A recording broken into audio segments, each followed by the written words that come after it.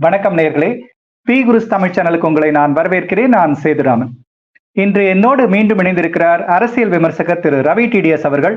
அவரை நாம் சந்திக்கலாம், பல்வேறு விஷயங்கள் குறித்து விவாதிக்கலாம். வணக்கம் சார், எப்படி இருக்கீங்க? ரொம்ப நல்லா இருக்கு, ரொம்ப சந்தோஷமா இருக்கு. இப்போ நடந்துட்டு இருக்கிற கர்நாடகா விஷயமா இருக்கட்டும், ரெவன்னா விஷயத்துல பிஜேபி கரெக்டா எடுத்த முடிவா இருக்கட்டும், எல்லாமே ரொம்ப தம்பா இருக்கு, ரொம்ப மகிழ்ச்சியா இருக்கு. சார், சில விஷயங்களை குறித்து உங்ககிட்ட கேட்கலாம்னு நினைக்கிறேன். முதல் விஷயம் ஃபருக்காபாத்ல பேசின ஒரு சமாஜ்வாதி கட்சி பிரமுகர் அவர் பேர் மரியா ஆலம்னு நினைக்கிறேன். அவர் பேசும்போது என்ன சொல்லியிருக்காருன்னா, இந்தியா கூட்டணிக்கு அனைத்து சிறுபான்மையினரும் ஒன்று சேர்ந்து ஓட்டளிக்கணும், அதாவது அது ஒரு ஓட் ஜிஹாத் மாதிரி இருக்கணும் அப்படின்னு சொல்லியிருக்காரு. இத பத்தி பிரதமர் மோடி அவர்களும் தன்னுடைய தேர்தல் பரப்புரையில குறிப்பிட்டிருக்காங்க.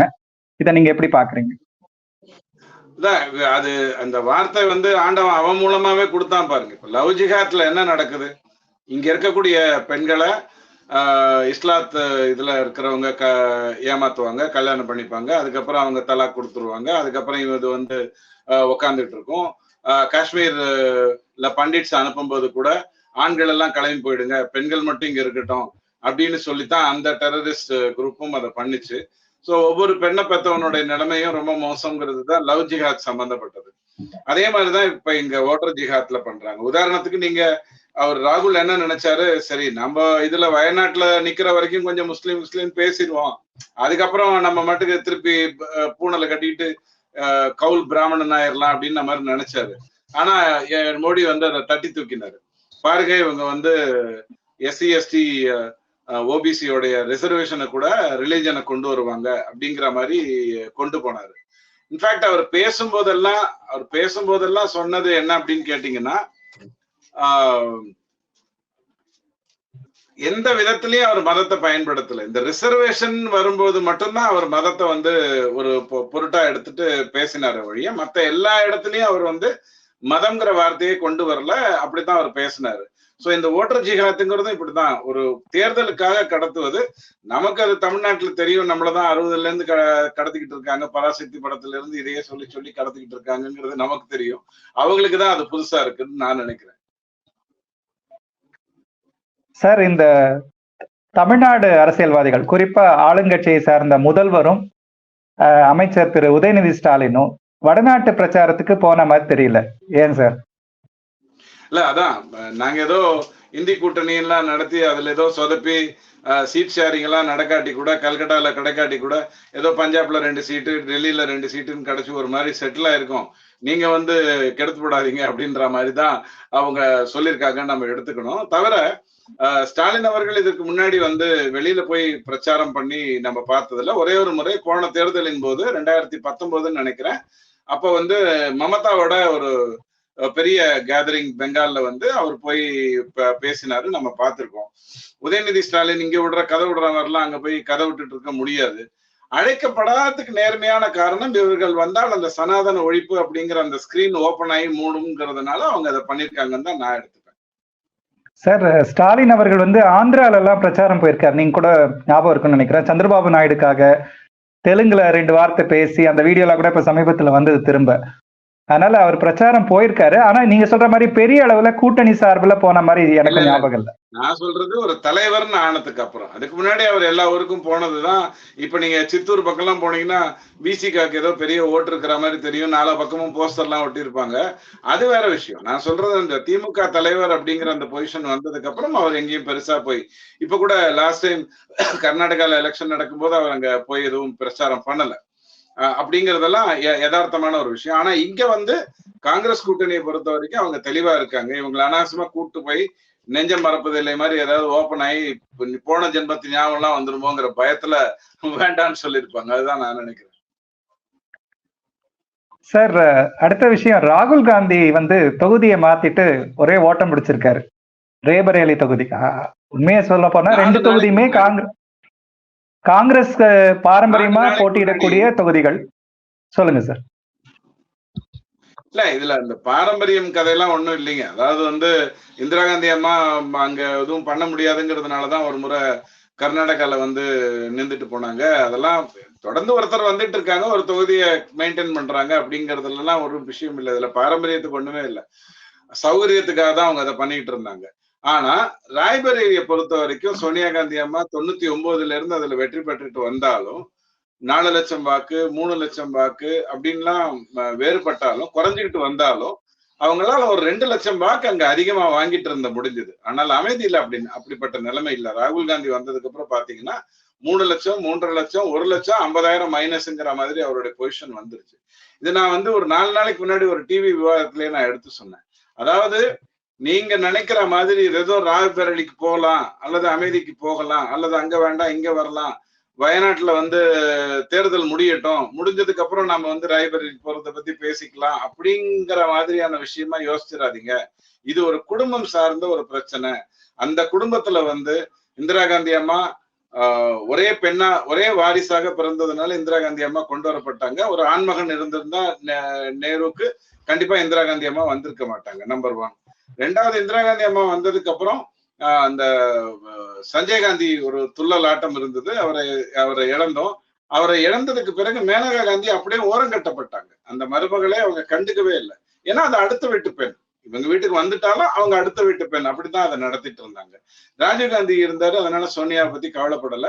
ராஜீவ்காந்தி போனதுக்கு அப்புறம் சோனியா காந்தி தானே முடிவு எடுக்கிறதுனால அவங்களால வர முடிஞ்சது. அந்த குடும்பத்துல இருந்து 2வது பெண் மேல வர முடிஞ்சது அப்படின்னா, ஒண்ணு இந்திரா காந்தி, அது நேருவுக்கு இருந்த நிர்பந்தம், வேற இவன் இங்க சோனியா காந்தி, அது நாட்டுக்கே இருந்த ஒரு நிர்பந்தம். அப்படித்தான் அவங்க வந்தாங்க. வந்ததுக்கு பிறகு நீங்க பாத்தீங்கன்னு சொன்னா பிரியங்காவை வந்து அரசியலுக்குள்ள வர வைக்கிறதுல ஒரு பிரச்சனை இருந்தது. அதை வந்து வேண்டாங்கிற முடிவுல கூட தெளிவா இருந்தாங்க. வாத்ராவை ஏற்றுக்கொள்வது ஏற்றுக்கொள்ளாததுல இருந்து நிறைய விஷயங்கள் அதுல போயிட்டு இருந்தது. வாத்ரா வந்து ஒரு சீட்டு கேட்கிறாரு அப்படிங்கிற ஒரு பொசிஷன் வரும்போதுதான் ராகுல் காந்தி தன்னுடைய 2வது சீட்டை பத்தி யோசிக்கிறாரு. இல்லைன்னா இதுல வயநாட்டுல ஜெயிக்கிறதுக்கான எல்லா வேலையும் அவர் பண்ணிட்டாரு. இஸ்லாம் சகோதரர்களை எந்த அளவுக்கு மிளகா அரைக்க முடியுமோ, கதை விட முடியுமோ, ஏமாத்த முடியுமோ, பொய் சொல்ல முடியுமோ, அப்படியே அரவணைத்து கொண்டதாக நடிக்க முடியுமோ, அதெல்லாம் பண்ணி முடிச்சுட்டாரு. ஆனால் அங்க வந்து அவங்க நான் வேணா அமைதியில நிக்கிறேன் அப்படின்னு சொல்லி இவர் கேட்க, நம்ம வாத்ரா கேட்க, அதை தடுப்பதற்காகத்தான் இவர் வந்து இந்த பொசிஷனுக்குள்ள வராங்க. அதுக்குதான் 1 மாசத்துக்கு முன்னாடியே சோனியா காந்தி அம்மா ஏதோ பதவியில இருந்தாதான் தப்பிக்க முடியும் அப்படின்னு அவங்க ஒண்ணுமே கிடையாது. அந்த காங்கிரஸ் பார்ட்டி இன்னொரு 400 வருஷத்துக்கு அந்த குடும்பத்துக்கு தான் எழுதி வச்சிருக்காங்க. அப்போ அவசரமா அவங்க ராஜ்யசபாக்குள்ள போறாங்க. அந்த சீட்டு வந்து கிளியர் ஆகுது அப்படிங்கிற பிரச்சனை எல்லாம் வந்தது. இப்ப அவர் வந்து அமேதிக்குள்ள போகாம, ஏன்னா அங்க போனா டெபாசிட் கிடைக்காது, ராய்பரேலியில அட்லீஸ்ட் டெபாசிட்டியா திருப்பி வாங்கலாங்கிற ஒரு நம்பிக்கையோட அவர் போயிருக்காருன்னு நம்ம சொல்லணும். ஆனால் அங்க அவரை எதிர்த்து நிக்கிறது வந்து சோனியா காந்தி அம்மா காலத்துல இருந்து அந்த தொகுதியில் உழைத்த 2018 பிஜேபிக்குள்ள வந்த பிரதாப் சிங். சோ அவருக்கு வந்து இவங்களுடைய உள்ள நியூவான்சஸ் எல்லாம் நல்லா தெரியும். அதனால பிரதாப் சிங் லாஸ்ட் டைம் கூட 1,60,000 வாக்கு வித்தியாசத்துல தான் அவர் தோத்து போனாரு. அதனால ராய்பரேலி அவருக்கு டஃப் தான்னாலும் அவர் போனது ஜெயிப்பதற்காகவோ தோற்பதற்காகவோ இல்ல. அந்த குடும்பத்துல பிரியங்கா வந்து இப்ப வேற வீட்டுக்கு போயிட்ட பெண். இந்திரா காந்தி ஒரே பெண், மேனகா காந்தி அடுத்த வீட்டு பெண், பிரியங்கா காந்தி வேற வீட்டுக்கு போய்விட்ட பெண் அப்படிங்கிற அடிப்படையில தான் அங்க பாக்குறாங்க. இந்த ஆணாதிக்க சித்தாந்தம் அப்படியே மறைக்கப்பட்டு என்னவோ அவங்க பயங்கர இது என்ன சொல்றது அன்பை கொடுக்கின்றவர்கள் அந்த கதையெல்லாம் விடப்படுது. சோ ராய்பரேலியில ஒரு வேற வாய்ப்பு இல்லை அவருக்கு. அவர் வந்தது அந்த பாரம்பரிய தேர்தல், அதுக்காகலாம் ஒரு மண்ணாங்கட்டியும் கிடையாது. அவருக்கு நல்லா தெரியும் வாக்கெல்லாம் குறைஞ்சு போச்சுன்னு நல்லா தெரியும். ஆனால் இந்த குடும்பத்திலிருந்து இன்னொருத்தர் வந்துடக்கூடாதுங்கிறதுல தெளிவா இருக்காரு. சார், இப்போ 2019 பாத்தீங்கன்னா அவர் 2 தொகுதி போட்டியிட போறாங்கன்னு முன்னமே அறிவிச்சிட்டாரு. ஆனா இந்த நேரத்துல பாத்தீங்கன்னா வயநாடு மட்டும்தான் போட்டியிட போற மாதிரி முதல்ல அறிவிச்சுட்டு, இப்ப கடைசி நேரத்துல அந்த தேர்தல் முடிவுகள் மாறக்கூடிய வாய்ப்பு இருக்குன்னு நினைச்சுக்கிட்டு இப்போ ராய்பரேலிக்கு போறாரு. இது மக்களை ஏமாற்றுவதாகதா? ஆமா, உண்மையிலே. ஆனா அவருடைய நோக்கம் அந்த மக்களை ஏமாற்றுவதுங்கிற அடிப்படையில் இல்ல. நான் ஓப்பனா சொல்லிடுறேன். ராகுல் காந்தி ஒரு இடத்துல நிக்கணும்னு தான் நினைச்சாரு. ராய்பரேலியோ அமைதியோ வேற யாரையோ நிக்க வைக்கலாம் தான் முடிவு பண்ணாரு. பட் வாத்ராவும் பிரியங்காவும் இவங்க நிக்கட்டும் அல்லது அவங்க நிக்கட்டும் அப்படிங்கிற மாதிரியான ஒரு கருத்து வந்த உடனே அப்படியே வந்து அதை அடக்கி வாசிக்கிறதுக்காக இவர் அங்க போனாருங்கிறது தான் நான் சொல்லுவேன். சார், சமீபத்துல பேசின திரு அமித்ஷா அவர்கள் வந்து ஒரு விஷயத்த சொன்னாரு. இந்த தடவை எங்களுடைய வெற்றி எண்ணிக்கை வந்து தெற்கிலிருந்து குறிப்பாக தமிழ்நாட்டிலிருந்து ஆரம்பிக்கும் அப்படிங்கிறது சொல்லியிருக்காரு. இதை நீங்க எப்படி பாக்குறீங்க? இது வந்து நீங்க உங்களுக்கு தெரிஞ்ச ஒரு விஷயம் தான். அதாவது கிட்டத்தட்ட 543 தொகுதியில 200 தொகுதிகள் பிஜேபி வந்து 3 தேர்தல்களாக ஜெயிக்கல. அதுல முக்கியமான ஒரு விஷயம் வந்து தமிழ்நாட்டுல 39ல 2014க்கு அப்புறம் ஜெயிக்கக்கூடிய சூழ்நிலை வரல. ஒரு தொகுதியை பொறுத்த வரைக்கும். அப்போ இந்த 200 தொகுதியை தான் அவங்களோட டார்கெட்டா வச்சுட்டு இருந்தாங்க. இந்த 200 தொகுதியில இருந்து தான் தன்னுடைய விஸ்தரிப்பை கொண்டு வரணும். 343 303 ஆல்ரெடி வின் பண்ணிட்டாங்க. அதுக்கு முன்னாடி 282 அவங்க வெற்றி பெற்று இருந்தாங்க. இப்ப வந்து இந்த 200ல இருந்து தான் கை வைக்கணுங்கிறதுல தெளிவா இருந்தாங்க. அப்படித்தான் நீங்க அதை எடுத்துக்கணும். இந்த 200ங்கிறதுல மையமா வந்து தமிழ்நாடை பொறுத்த வரைக்கும் ஒரு பெரிய வசதியான ஒரு விஷயம் என்னன்னு சொன்னீங்கன்னா, அண்ணாமலை எக்ஸிஸ்ட் ஆனதுக்கு அப்புறம் உள்ள வந்ததுக்கு அப்புறம் இந்த 200ல வந்து ஒரு பெரிய பம்ப் கிடைக்கும் அப்படிங்கிற ஒரு எண்ணம் வந்திருக்கு. அதனாலதான் அவர் வந்து தெற்கில் இருந்து, ஏன்னா உங்களுக்கு தெரியும் கர்நாடகால ஒரு 3 தொகுதி, இதுல வந்து ஆந்திராவுடைய மொத்த தொகுதிகள், தெலுங்கானால வந்து ஒரு 17-4-3. ஸோ இது வந்து அவங்க தோத்துட்டு இருந்த ஒரு விஷயம். வெஸ்ட் பெங்கால்ல ஒரு 20 சீட், அது இந்த வாட்டி கொஞ்சம் பெரிய அளவுல ஜெயிப்பாங்க. அதே மாதிரி பீகார்ல கொஞ்சம், ஒடிசால கொஞ்சம், இதெல்லாம் சேர்த்துதான் அந்த 200 சீட்டு வரும். சோ இங்க பிரகாசமா தெரியறதுன்னு நீங்க பாத்தீங்கன்னா தமிழ்நாட்டுல வந்து ஒரு பெரிய ஓப்பனிங் இருக்கும் அப்படிங்கிறத வச்சுதான் அவர் வந்து அதை சொல்றாரு. இல்லைன்னா ஒரு தேர்தல் முடிந்ததுக்கு அப்புறம் ஒன்றை புகழ வேண்டிய அவசியம் ஒரு அரசியல்வாதிக்கு எப்போதுமே வராது. சோ இது ஏன் வந்திருக்குன்னா இதனாலதான் வந்து. சார், சமீபத்துல நடந்த பாராளுமன்ற தேர்தல்ல கோவையில மத்திய சென்னையெல்லாம் தெரியும், நிறைய வாக்காளர்களோட பெயர் வந்து இல்லைன்னு. இப்போ கோவையில என்ன சொல்றாங்கன்னா, அந்த மாதிரி வாக்காளர் பெயர் பட்டியல இருந்து ரிமூவ் பண்ண, அதாவது யாரெல்லாம் பேர் இல்லையோ அவங்க வந்து தகவல் அறியும் உரிமை சட்டத்தின் கீழே வழக்கு தொடக்க போவதா அதாவது எங்களுக்கு அந்த இன்ஃபர்மேஷனை கொடுங்க, ஏன் வந்து எங்களுடைய பெயர்கள் வந்து நீக்கப்பட்டன அப்படின்னு ஒரு கேள்வி கேட்க போதா ஒரு செய்தி படிச்சேன். அது எந்த விதமான தாக்கத்தை உருவாக்கும்னு நினைக்கிறீங்க? இல்ல அது அந்த மாதிரி தான் அதை செய்யணும். இல்லைன்னா இவங்களுடைய கட்டுப்பாடுல தான் அந்தந்த அதிகாரிகள் இருக்காங்கிறதுனால எந்த தவறு வேணாலும் இவங்க ஈஸியா செய்திட முடியுங்கிற ஒரு எண்ணம் வரும். நான் திமுகவை மட்டும் சொல்லல, எந்த மாநிலத்தில் இருக்கக்கூடிய லோக்கல் கட்சியா இருந்தாலும் அதை செய்யக்கூடிய வாய்ப்புகள் வந்துருங்கிறது தான் நான் சொல்றேன். குறிப்பா இதுல வந்து ஆகஸ்ட்லயே பேர் இல்லைங்கிறவங்களையோ ஜனவரி பிப்ரவரியில பேர் இல்லைங்கிறவங்களையோ நாம ஜஸ்டிஃபை பண்ண முடியாது, ஏன்னா அவங்க போய் பார்த்திருக்கணும். ஆனா மார்ச்சுக்கு அப்புறம் பேர் இல்லை அப்படின்னு சொல்லக்கூடியதும், ஒரே பூத்துல கிட்டத்தட்ட 850 பேருடைய பேர் இல்லை அப்படின்னு சொல்றதும் இது விளையாட்டுக்கான ஒரு விஷயம் இல்லை. இது தனி மனித உரிமை சம்பந்தப்பட்டது. நான் ஏற்கனவே ஓட்டு போட்டிருக்கேன். நான் எந்த ஒரு இடத்தையும் மாற்றி கொடுக்கல. அதாவது நான் இங்க இருந்து எங்கேயோ போயிட்டேனோ அல்லது நான் இறந்துட்டேனோ அல்லது என் வீட்டுல யாராவது இறந்துட்டாங்கன்னோ நாங்க எந்த தகவலும் கொடுக்கல. அதே அட்ரஸ்ல என்னுடைய மனைவிக்கு ஓட்டு இருக்கு, அல்லது எங்க அப்பாவுக்கு ஓட்டு இருக்கு, எங்க அம்மாவுக்கு ஓட்டு இல்லை, எனக்கு ஓட்டு இல்லைன்னு ஒருத்தர் கோர்ட்ல போனாருன்னா அங்க மறுவாக்கு பதிவுங்கிறத தடுக்கவே முடியாது. நீங்க வந்து இது வந்து என்னன்னா ஒருத்தரை கலைத்து விட்டு ஒரு தேர்தல் நடக்கிற விஷயம். இதைத்தான் கொஞ்சம் கமர்ஷியலா சர்க்கார்ல உங்களுக்கு சொன்னாரு. அதாவது உங்களுக்கு ஓட்டு இல்லை அப்படின்னு சொன்னா அந்த இடத்துல வந்து நீங்க டெண்டர் வாக்கு போட முடியும். அது ஏன் இவங்க எல்லாம் பண்ணலன்னு எனக்கு ஒன்றும் தெரியல. டெண்டர் வாக்கு போட்டிருந்தாங்கன்னு வச்சுக்கோங்க, கோயம்புத்தூர்ல மட்டும் கிட்டத்தட்ட 1 லட்சம் வாக்கு டெண்டர் வாக்கு வந்திருக்கும். டெண்டர் வாக்குங்கிறது நான் ஏற்கனவே சொல்லியிருக்கேன், ஓட்டு டிஃபரன்ஸ் ரொம்ப அதிகமா வந்ததுன்னா இந்த டெண்டர் வாக்கு கவுண்ட் பண்ண மாட்டாங்க. ஓட் டிஃபரன்ஸ் குறைய இந்த டெண்டர் வாக்கை எடுத்து கவுண்ட் பண்ணுவாங்க. என்னிடம் ஆல்ரெடி இருக்கு, ஒன் லிஸ்ட்ல என் பேர் இல்லை, அதனால நான் ஓட்டு போடாம இருக்கிறதுங்கிறது என்னுடைய உரிமை. அதை நீ தட்டி பறிச்சுட்டேன்னு நீதிமன்றத்துக்குள்ள போக முடியும். இதை பிஜேபி ரொம்ப ஆர்கனைஸ்டா கண்டிப்பா பண்ணுங்கிற நம்பிக்கை இருக்கு. சீட்டை பத்தி கவலை இல்லை. நான் ஏற்கனவே சொன்ன மாதிரி தமிழ்நாடு 39-0 தான் ஓட்டு போடும், இல்லைன்னா 25-15. அதுக்கு முன்ன பின்னெல்லாம் எதுவும் கிடையாது. அப்போ இவங்க ஜெயிக்க போறதுங்கிறது உறுதி, ஆனா மார்ஜின் குறையும். இப்ப இந்த கவுண்டர்மேன் பண்ணி திருப்பி மறுவாக்கு பதிவுன்னு நடந்ததுன்னா திமுகவோட நிலைமை மோசமாயிடும். ஏன்னா போன முறை வேலூர்ல என்ன நடந்ததுன்னு திமுகவுக்கு நல்லா தெரியும். 3 லட்சம் 2 லட்சம் வாக்கு வித்தியாசத்துல கிட்டத்தட்ட 30 தொகுதிக்கு மேல 33 தொகுதிக்கு மேல வெற்றி பெற்றுட்டு ஒரு 7 தொகுதியில மட்டும்தான் கொஞ்சம் பிளஸ் ஆர் மைனஸ் இருந்தது. திருமாவளவனுக்கு வழக்கம் போல ராத்திரி 2 மணிக்கு மேல 3000 வாக்கு வித்தியாசங்கிற அடிப்படையில வந்துருச்சு. ஆனா இந்த மறு வாக்குப்பதிவுன்னு நடந்ததுன்னா அங்க திமுக அது ஒரு பெரிய அடியா வந்து சேரும். கண்டிப்பா பெரிய அடியா வந்து சேரும். அந்த இடத்துல வந்து அதனுடைய வெற்றிங்கிறது வந்து பிஜேபி பக்கம் இன்னொரு சீட்டை அதிகப்படுத்துறதுக்கு தான் போகும். அதனால இந்த கேஸை வந்து கண்டிப்பா அவங்க நல்லா எடுத்துக்கணும், தெளிவா எடுத்துக்கணும். இந்த ஜூன் 4ஆம் தேதிக்குள்ள இந்த விஷயத்த கொண்டு வரணுங்கிறது தான் என்னோட அபிப்பிராயம். அதுக்கு வெக்கேஷன் எல்லாம் ஒரு காட்சியாக கோர்ட் சொல்லவே முடியாது. ஏன்னா இதெல்லாம் ஸ்பெஷல் கேஸ், அதனால கண்டிப்பா எடுத்து நடத்துவாங்க.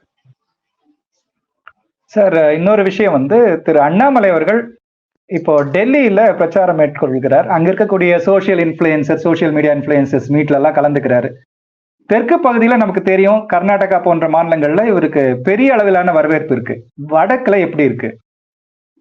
இல்ல ஆக்சுவலா அண்ணாமலைங்கிறவர் வந்து இந்த இந்தி மீடியாஸ் வந்து ரெகுலரா இந்த சனாதன ஒழிப்பு பிரச்சனை வந்த போது அண்ணாமலை பேர் வந்து தன்னை போல அங்க வந்து மேல வந்துருச்சு. இல்லைன்னா நாம இங்க உட்காந்து மோடி அமெரிக்கா போயிருக்காருன்னு ரொம்ப பெருமையா பேசிட்டு இருப்போம். அங்க இருக்கிற 4 பத்திரிகையில ஏதோ ஒரு ஓரமா செய்தியை போட்டிருப்பாங்க. இப்ப மோடி ஐயா போகும்போது அது கதை வேற. முன்னெல்லாம் அப்படித்தான் நடக்கும். இங்க இருந்து மன்மோகன் சிங் போயிட்டாரு, ஆஹா வெரி குட், அமெரிக்காவே நம்மளதான் பேச போகுது, அங்க பார்த்தா இத்துளுண்டு செய்யதுபிடி ரேஞ்சில ஒரு செய்தியை போட்டுட்டு உட்கார்ந்து இருப்பாங்க. ஆனால் இந்த விஷயத்துல என்ன ஆயிடுதுன்னா, இந்த சனாதன ஒழிப்பு விஷயத்துல அண்ணாமலை ரொம்ப தெளிவா இறங்கி அடிச்சாருன்னு உடனே அவருடைய பேர் ஆல்ரெடி ரொம்ப பாப்புலர் ஆயிடுச்சு. அதுக்கு ஒரு சான்றா நீங்க பார்த்திருப்பீங்க. அதாவது இந்த அர்பன் நாக்சல்ஸ்லயே மிகப்பெரிய அர்பன் நாக்சலுங்கிறது பர்காதத் வந்து அண்ணாமலை எப்படி பேட்டி எடுத்தாங்கன்னு நீங்க பார்த்திருப்பீங்க. அந்த கெமிஸ்ட்ரி, அந்த இறங்கி பேசுனது, அதெல்லாம் நீங்க பார்த்திருப்பீங்க. ஏன்னா அதெல்லாம் பயங்கர அர்பன் நாக்சல். இங்க இருக்கக்கூடிய இந்த நெறியாளர்கள், இந்த சோபா சீட்ல ஓரமா உட்காந்துட்டு பேசுறவர், இதெல்லாம் வந்து சாதாரண டெரரிஸ்ட் தான். அது பயங்கர காஷ்மீர் டெரரிஸ்ட் அது. அப்ப அவங்க எல்லாமே வந்து ஏன் இந்த இதுக்கு புஷ்ஷுக்கு வந்தாங்க, அவங்களே சொன்னாங்க அந்த பேட்டியில, நீங்க எப்ப அண்ணாமலையை சந்திக்க போறீங்கன்னு என்ன லெட்டர் போட்டு கேள்வி கேட்டுக்கிட்டே இருக்காங்க அப்படின்றதெல்லாம் சொன்னாங்க. சோ அந்த பாப்புலாரிட்டி அந்த ஆங்கிள் தான் வந்தது. அதுல எந்த மாற்று கருத்தும் இல்லை. ஒண்ணு மட்டும் வித்தியாசம் இருக்கு. ஒரு மீட்டிங்க்கு வர்றவங்க வந்துருவாங்க, இவர் வரான்னு போது நின்று பார்ப்பாங்க. இவருக்காக வர்றது அப்படிங்கிறது வந்து அப்கோர்ஸ் எல்லா ஊர்லயும் இருக்கக்கூடிய தமிழர்கள் தான் அதை செய்வாங்க. அதுல எந்த மாற்று கருத்தும் இல்லை. ஒரு விஷயம் நான் ஒத்துக்கிறேன் சார். இந்த தடவை அவர் செலக்ட் பண்ணி பேசின மீடியா எல்லாமே இந்த மாதிரி மீடியா தான். யாரெல்லாம் தன்னை எதிர்க்கிறாங்களோ அல்லது பாஜகவை எதிர்க்கிறாங்களோ அவங்கள தேர்ந்தெடுத்து முழு பேட்டி கொடுத்திருக்காரு. ரொம்ப நீண்ட நேர பேட்டி எல்லாமே கொடுத்திருக்காரு.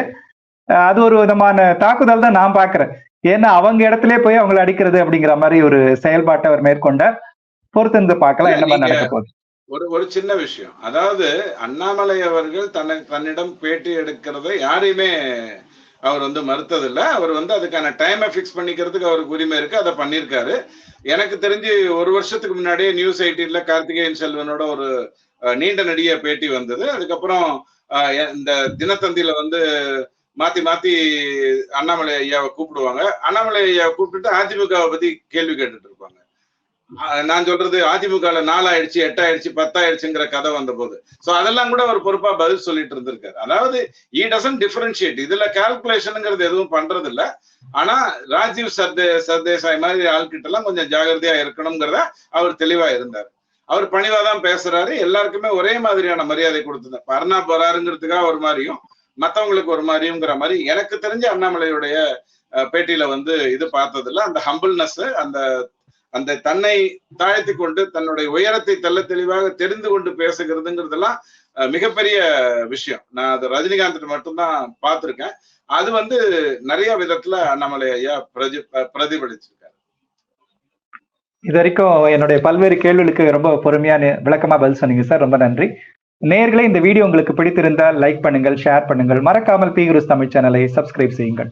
நன்றி, வணக்கம். Thank you very much sir. Thank you.